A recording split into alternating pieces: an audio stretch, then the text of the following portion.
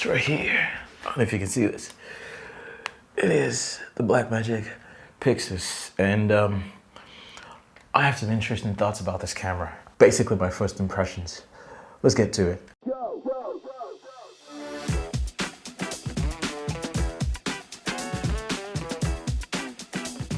I'm here. I'm in Tony's studio. Let's go. All right, so basically this is, wait, what? So basically this is gonna be like a first impressions video. For me, I have a couple of things that I've written down right there on my list. I'm not sure you can see it, but the first one is just the solid build of this thing. This thing is built like a tank, and as soon as I touched it, it just gives you that very premium feel. And I'm not gonna lie, it's great in most cases, except when it's cold. We went outside today and this thing was super freezing, and oh my God.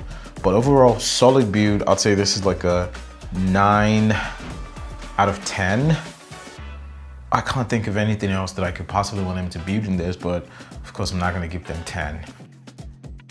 The next thing is the fan. This thing does have a fan inside of it, but you never hear this fan go off. Now, I don't know if that's like a, I don't know. It never goes off.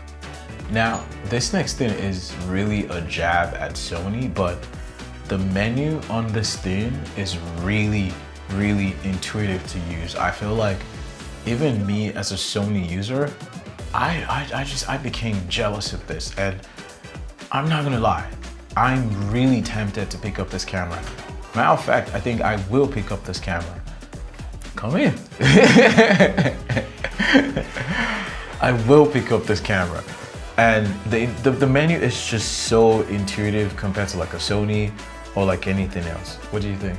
100%. It's even like my pick can use this camera. Exactly.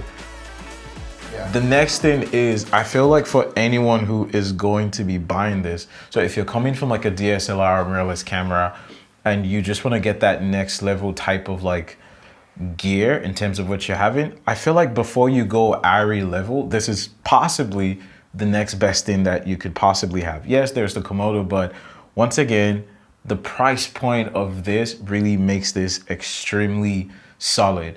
And you could argue like image quality and all these other things, but hey, if you cannot make any camera work in today's age, yeah, go on Squarespace or whatever.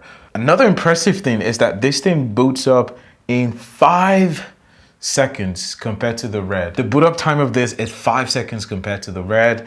And so this one is an L mount. What I've learned from Tony is that when you have an L mount, considering that you want to be using lenses, the flange distance is something that you have to consider. And on the L mount, the distance of the lens to the sensor is smaller.